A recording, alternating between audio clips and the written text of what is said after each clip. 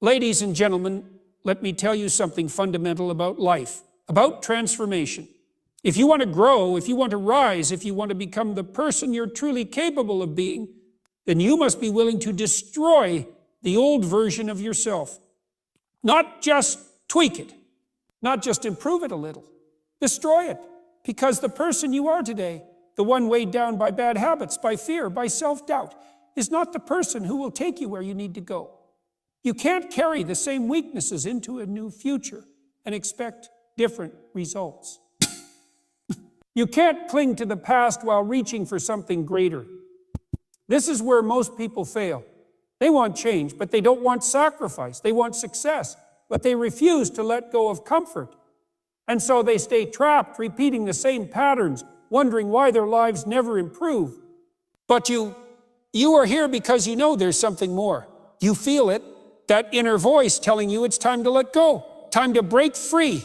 So today, I'm going to challenge you. I'm going to push you to confront the hardest truth of all. If you truly want to transform, you must burn away the parts of yourself that no longer serve you. And that's not easy, but it is necessary. Let's talk about how to do it. Every individual harbors weaknesses, those hidden flaws, destructive habits, and deeply ingrained patterns of thought that quietly sabotage progress. These weaknesses often go unnoticed because they have been with us for so long that they feel like an intrinsic part of who we are. But the reality is that they are not permanent, nor are they unchangeable. They are merely the result of repeated actions, choices, and reinforcements over time. To truly evolve, one must first confront these weaknesses with absolute honesty and without excuse. Most people avoid this confrontation because it is uncomfortable. It requires peeling back the layers of denial and admitting things that are difficult to face. It demands looking in the mirror and acknowledging that the person standing there is responsible for their failures just as much as their successes. This is a painful process because it strips away the illusion that external forces are solely to blame for the obstacles in life. While external circumstances play a role, it is the internal weaknesses, lack of discipline, fear of failure, attachment to comfort, that ultimately dictate whether one rises or falls. One of the most common ways people avoid confronting their weaknesses is through distraction. Social media, entertainment, mindless consumption, these are all tools used to numb the awareness of personal shortcomings. Instead of reflecting on why progress is stalled, people fill their time with activities that offer temporary relief, but no lasting change.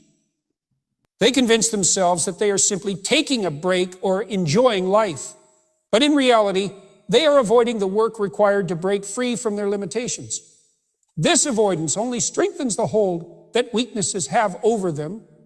To truly destroy the old version of oneself, an individual must first identify their most significant weaknesses. This requires deep self-examination. Where do you consistently fail? What habits repeatedly lead you to disappointment? What behaviors have cost you opportunities, relationships, or personal growth? Answering these questions is uncomfortable, but without this level of brutal honesty, change is impossible. Some weaknesses are obvious. Procrastination, lack of self-control, fear of taking risks. Others are more subtle, lurking beneath the surface and influencing decisions in ways that aren't immediately noticeable. Self-doubt, for example, may manifest as hesitation, missed opportunities, or an inability to assert oneself in crucial moments. A tendency to seek validation from others may lead to making choices based on external approval rather than personal conviction. Recognizing these hidden weaknesses is just as critical as identifying the obvious ones. Once weaknesses are identified, the next step is to dissect them.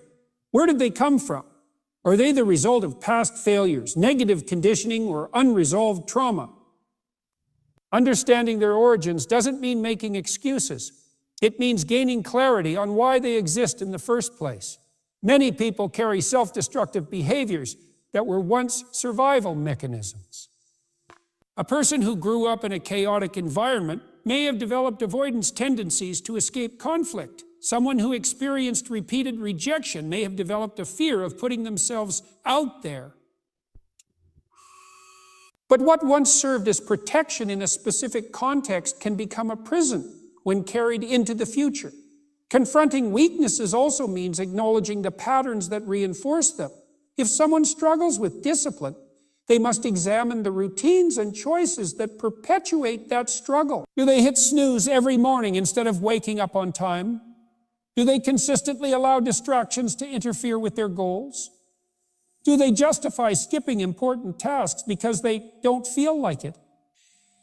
These small daily choices are not insignificant. They shape the person one becomes. Recognizing these patterns allows for conscious intervention.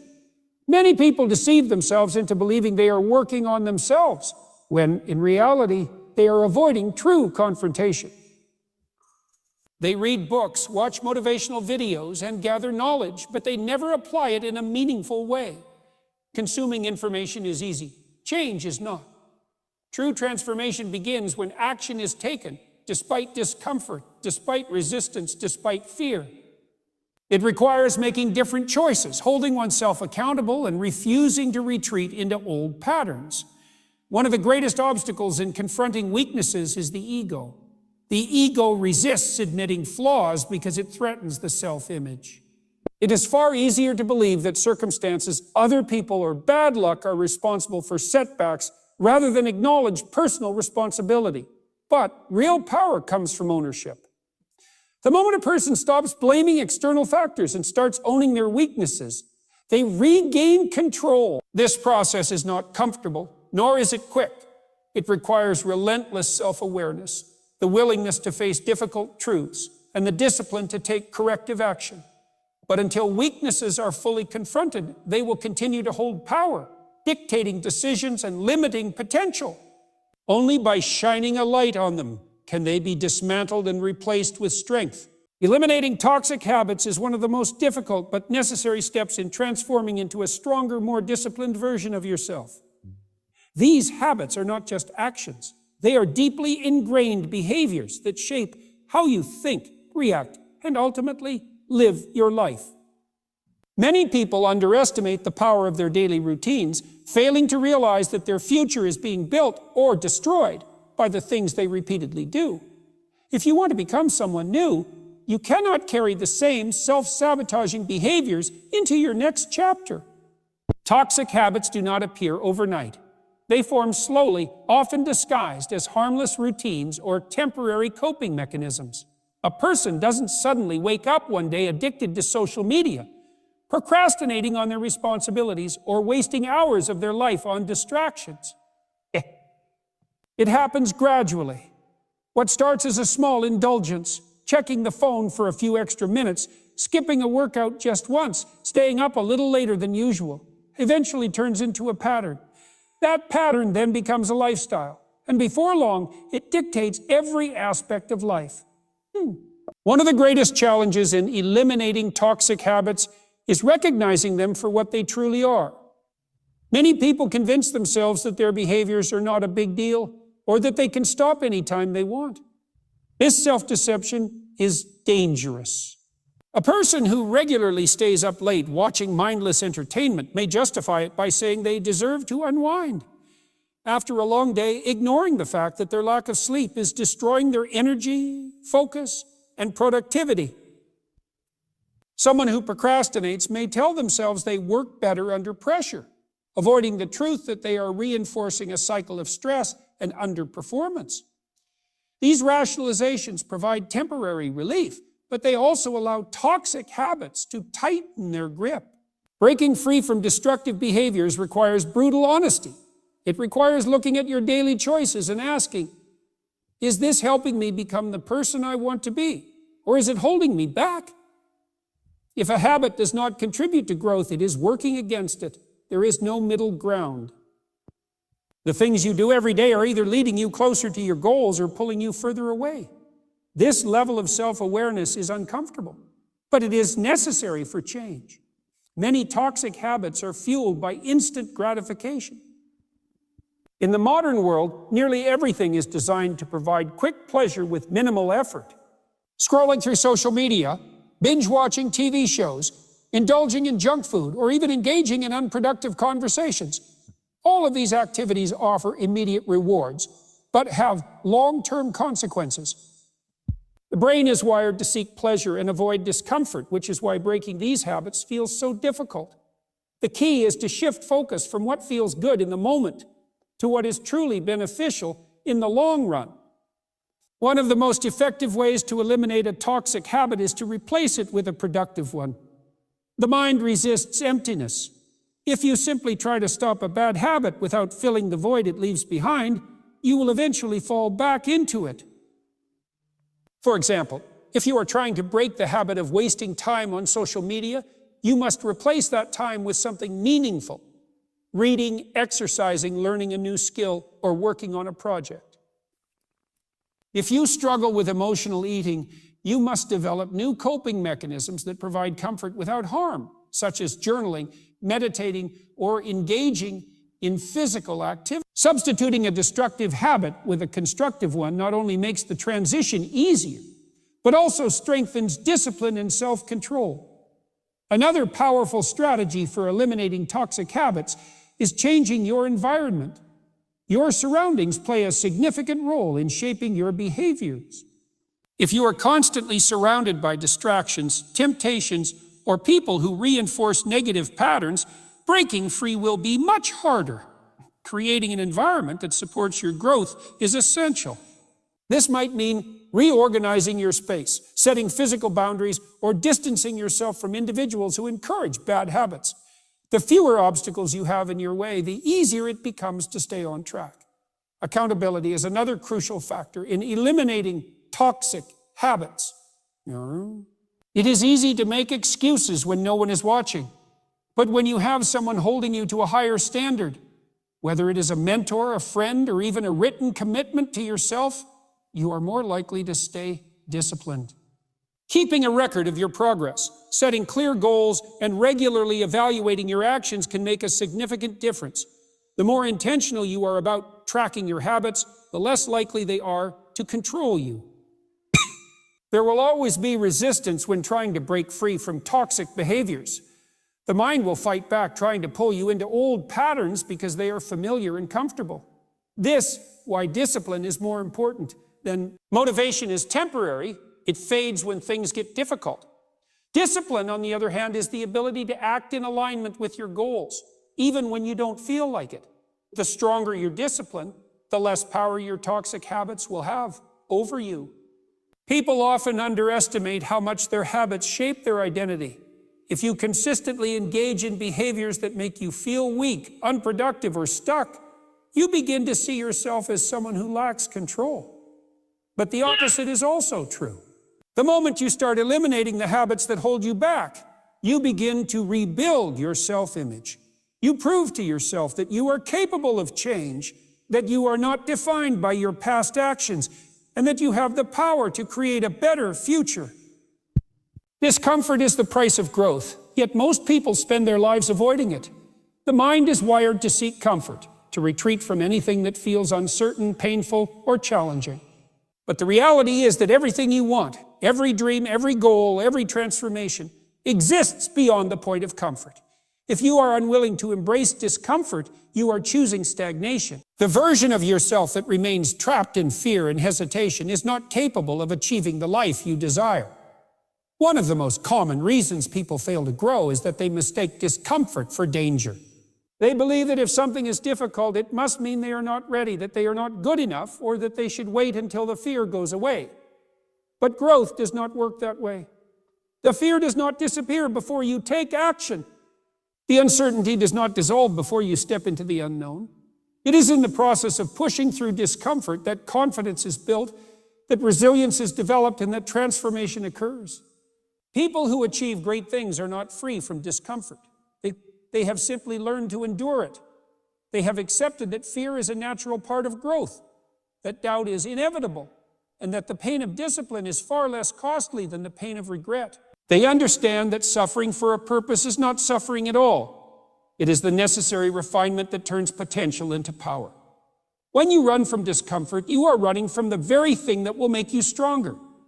Discomfort shows up in many forms. It can be the physical strain of pushing your body beyond its limits, the mental exhaustion of learning something new, or the emotional resistance of confronting your weaknesses. It can be the awkwardness of starting over, the frustration of failing repeatedly, or the loneliness of walking a path that few people understand. But every great achievement, every moment of transformation comes from enduring these moments rather than escaping them. Most people never reach their full potential because they quit the moment things become uncomfortable. They set goals but give up when progress slows. They start new habits but abandon them when results don't come quickly. They dream of a better future but settle for mediocrity because change feels too difficult. They tell themselves that if something is meant to be, it should be easy, but nothing of value is ever easy. The stronger the resistance, the greater the reward on the other side. The key to embracing discomfort is shifting your perspective. Instead of seeing pain as a signal to stop, see it as a sign that you are growing. Instead of resenting struggle, recognize that it is shaping you into someone capable of handling more. Instead of avoiding what scares you, lean into it. Because every time you push through discomfort, you expand your capacity. You prove to yourself that you are stronger than your excuses, that you are not defined by fear, and that you are capable of far more than you once believed. Discomfort is not just something to endure. It is something to seek. If your life feels too easy, too predictable, too comfortable, it is a sign that you are not growing. The most successful people deliberately put themselves in uncomfortable situations because they understand that the struggle is what sharpens them. They take on challenges that stretch them beyond their current abilities. They expose themselves to failure because they know that failure is feedback, not defeat. They push themselves past their limits because they refuse to be confined by them. The ability to handle discomfort is what separates those who achieve their goals from those who only dream about them. Anyone can take action when it feels good. Anyone can stay disciplined when motivation is high. But true transformation happens in the moments when you don't feel like showing up, when the excitement has worn off, when progress is slow, when the work is tedious and exhausting. Those who push through these moments are the ones who emerge stronger, more capable, and closer to their potential. The fear of discomfort is often worse than the discomfort itself. The mind magnifies challenges, making them seem impossible before they are even attempted. But once you step into the struggle, you realize that it is not as unbearable as you imagined. The pain of pushing forward is temporary, but the regret of not trying lasts far longer. Every time you choose comfort over growth, you reinforce a weaker version of yourself.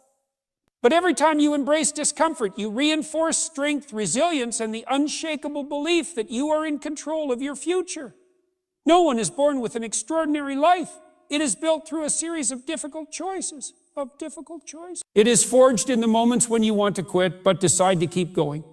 It is created through the willingness to suffer for a purpose greater than your immediate comfort. The people who transform their lives are the ones who have made peace with discomfort, who have stopped looking for shortcuts, and who have accepted that everything they want lies on the other side of struggle.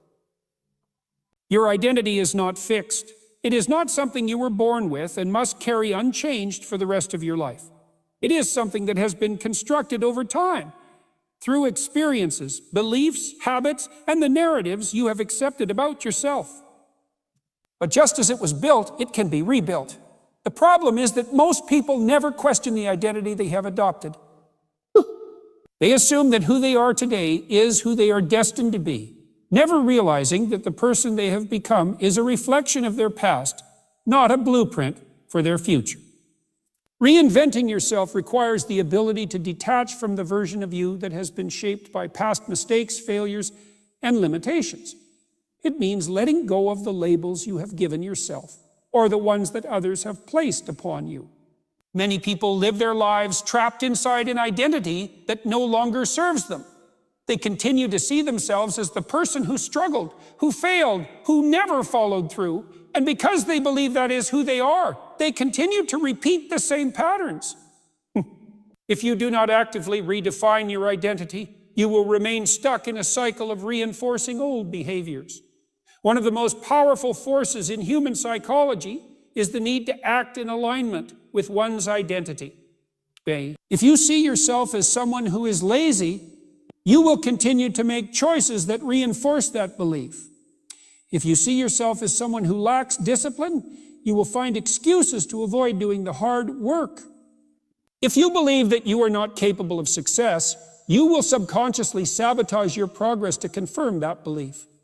This is why transformation is not just about changing your actions. It is about changing the way you see yourself. Until you shift your identity, any progress you make will be temporary. The first step in redefining your identity is recognizing that it is a choice. You do not have to be the same person you were last year, last month, or even yesterday. You can decide right now to adopt a new set of beliefs about yourself, ones that empower you rather than limit you. Instead of seeing yourself as someone who struggles with discipline, you can begin to see yourself as someone who is committed, relentless, and capable of following through.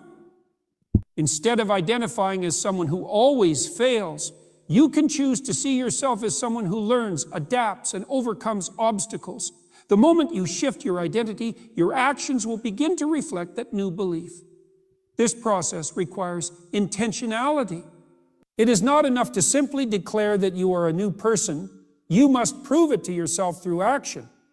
If you want to become someone who is disciplined, you must start acting with discipline even when it feels unnatural. If you want to be someone who is confident, you must start making decisions with confidence even before you fully believe in yourself. Your brain will resist at first because it is still wired to operate from your old identity. But over time, as you reinforce new behaviors, your self-perception will begin to shift. Your environment also plays a critical role in shaping your identity. If you surround yourself with people who reinforce your old patterns, it will be nearly impossible to break free from them. If your environment is filled with distractions, negativity, or influences that contradict the person you want to become, you will constantly feel like you are fighting an uphill battle. Changing your identity often means changing your surroundings, removing yourself from situations that pull you back into old habits, and immersing yourself in environments that support your growth. Another powerful tool for redefining your identity is language. The words you use to describe yourself shape the way you think and act. If you constantly say, "I'm not good at this," "I've never been disciplined," or "I always struggle with consistency," you are reinforcing the very identity you are trying to escape. Instead, you must start speaking in a way that aligns with the person you want to become. Saying, "I am learning to be disciplined," "I am becoming someone who follows through," or "I am committed to my growth," shifts your mindset and creates space for change. Your words have power. Use them to build yourself up rather than keep yourself stuck. Many people fear redefining their identity because it means stepping into the unknown. They are so accustomed to their current self-image, even if it is limiting, that the thought of becoming someone new feels uncertain, even threatening. But the truth is, you are already changing every day. The question is whether you are changing intentionally or simply letting life shape you without direction. If you are not actively deciding who you want to become, you are passively accepting an identity that may not align with your highest potential. The greatest transformations happen when you take full ownership of your identity. When you stop waiting for external validation, stop making excuses, and stop allowing your past to define you. When you recognize that you have the power to become whoever you choose to be, you take control of your future. The person you were yesterday does not have to be the person you are tomorrow. The only thing standing between who you are now and who you want to be is the decision to change and the courage to follow through. The people you surround yourself with have a profound impact on your mindset, your habits, and ultimately your future. Whether you realize it or not, you are constantly absorbing the beliefs, attitudes, and behaviors of those around you. If you spend time with people who lack ambition, who complain, who make excuses, and who settle for mediocrity, it will be nearly impossible to elevate yourself beyond that level. On the other hand, if you surround yourself with people who are driven, disciplined, and committed to growth, you will naturally adopt those same qualities. The company you keep is shaping your identity, either strengthening your potential or weakening it. One of the biggest mistakes people make is underestimating how much influence their environment has on their success. They assume they can stay around negative people without being affected or that they can maintain toxic relationships without it holding them back. But the reality is, energy is contagious. If you are constantly surrounded by people who doubt themselves, who see problems instead of solutions, and who are content with being average, you will absorb that mindset, even if you don't realize it. Your standards will lower, your drive will weaken, and you will begin to accept a version of life that is far below what you are capable of achieving. It is difficult to outgrow an environment that does not support your growth. When you start to change, when you begin to set higher standards, push yourself beyond your comfort zone and work toward a better future, some people will resist it. Not everyone will be happy to see you grow because your growth forces them to confront their own stagnation. They may try to pull you back, not always out of malice, but because your transformation disrupts their perception of what is possible. People who are unwilling to change themselves will often discourage others from changing because it threatens their sense of security. Sense of security. This is why it is crucial to be intentional about who you allow into your life. You must audit your circle with brutal honesty. Ask yourself, are the people around me pushing me to become better? Or are they reinforcing bad habits? Are they encouraging growth, or are they keeping me comfortable? Oh, do they challenge me to think bigger, work harder, and expect more from myself? Or do they make me feel guilty for wanting more? The answers to these questions will tell you everything you need to know about whether the people in your life are an asset or a liability. Letting go of toxic relationships is not easy. It can be painful to distance yourself from people you have known for years, especially if they have been a significant part of your life. But loyalty should not come at the cost of your own growth. You cannot sacrifice your potential to maintain relationships that no longer serve you. If someone is holding you back, draining your energy, or discouraging you from becoming the best version of yourself, you owe it to yourself to create distance. This does not mean you have to cut people off with anger or resentment. It simply means prioritizing your own development over maintaining relationships that hinder it. At the same time, eliminating negative influences is not enough. You must also actively seek out people who elevate you. Look for mentors, role models, and peers who are on the path you want to be on. Surround yourself with individuals who challenge you, who inspire you, and who hold you to a higher standard. When you spend time with people who are ahead of you, whether in discipline, mindset, or achievement, you will naturally rise to meet that standard. You will begin to think differently, act differently, and expect more from yourself, not because you are forcing it, but because that is what becomes normal in your environment. Your success is not just about what you do. It is also about who you do it with. If you want to elevate yourself, you must be willing to let go of anything and anyone that keeps you stuck. This is not about arrogance or thinking you are better than others. It is about recognizing that your future is too important to be compromised by the wrong influences. Wrong influence. If you want to change your life, start by changing the people you allow into it. Build an environment that fuels your growth, not one that stifles it. The more you surround yourself with people who are committed to excellence, the more you will begin to embody that same commitment in your own life. Discipline is the foundation of transformation. Without it, no amount of talent, ambition, or intelligence will take you where you want to go. People often wait for motivation, believing that they need to feel inspired before they can take action. But motivation is fleeting. It comes and goes, rising in moments of excitement and disappearing when things get difficult. Discipline, on the other hand, is reliable. It is the ability to take action, not because you feel like it, but because you have made a commitment to yourself. It is what separates those who achieve real change from those who only dream about it. One of the biggest misconceptions about discipline is that it requires an extreme level of willpower. People believe that disciplined individuals have an unnatural ability to resist temptation or push through discomfort. But discipline is not about willpower. It is about systems, habits, and structure. It is about creating an environment that supports your goals and eliminating the distractions that pull you away from them. When you rely on willpower alone, you set yourself up for failure because willpower is a limited resource. But when you design your life in a way that makes discipline the default, success becomes inevitable. The first step to building discipline is clarity. You cannot be disciplined if you are not clear on what you are working toward. Many people struggle to stay consistent because their goals are vague. They say they want to get in shape, improve their mindset, or become successful, but they have no specific plan. Discipline thrives on structure. It requires setting clear, measurable goals and breaking them down into daily actions. When you know exactly what needs to be done, and when it needs to be done, there is no room for negotiation. You do not have to waste time deciding whether or not to take action. You simply follow the plan. Another critical component of discipline is identity. If you see yourself as someone who struggles with consistency, you will always find ways to sabotage your progress. But if you begin to identify as someone who is disciplined, someone who follows through, someone who does not make excuses, your actions will start to align with that belief. The way you see yourself dictates your behavior. Instead of saying, I'm trying to be disciplined, start saying, I am disciplined. Instead of saying, I'm trying to wake up early, say, I am the type of person who wakes up early. This subtle shift in language rewires your brain and reinforces your new identity.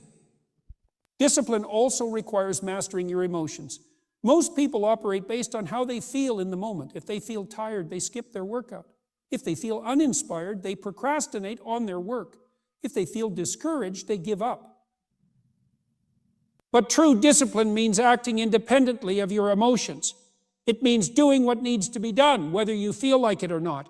It means showing up on the days when you are tired, frustrated, or uninspired, because you understand that progress is built through consistency, not convenience. This is where habits play a crucial role. Discipline is not about forcing yourself to make the right decision every single time. It is about turning the right decisions into automatic behaviors. When you build habits that align with your goals, you remove the need for constant decision-making. You no longer have to debate whether or not to take action. It becomes second nature. This is why some of the most successful people in the world operate on strict routines. They understand that habits create momentum, and momentum eliminates resistance. One of the most overlooked aspects of discipline is the ability to say no. Every choice you make is either bringing you closer to your goals or pulling you further away. People who lack discipline struggle because they are constantly saying yes to distractions, temptations, and obligations that do not align with their purpose. They say yes to staying up late, even though it ruins their productivity the next day. They say yes to unhealthy food, even though it slows them down. They say yes to mindless entertainment, even though it takes time away from their growth. But disciplined individuals understand that every yes comes with a cost, and they are willing to say no to anything that does not serve their higher purpose.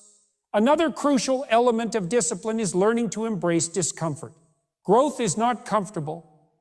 It requires sacrifice, effort, and persistence. Most people quit the moment things become difficult because they have not trained themselves to endure discomfort. But disciplined individuals understand that the ability to tolerate discomfort is what separates success from failure. They push themselves to do hard things, not because they enjoy suffering, but because they know that growth only happens outside of their comfort zone. They embrace the struggle, knowing that it is shaping them into a stronger, more capable version of themselves. A key part of building discipline is removing the option to fail. Many people struggle because they give themselves an escape route. They allow themselves to quit when things get hard. But when you eliminate the possibility of failure, when you decide that there is no other option but to move forward, you remove the mental battle of whether or not to keep going. You take quitting off the table. You commit fully to your goals. And in doing so, you eliminate the doubt that holds most people back. Discipline is not something you were born with. It is something you train. It is a skill, just like any other.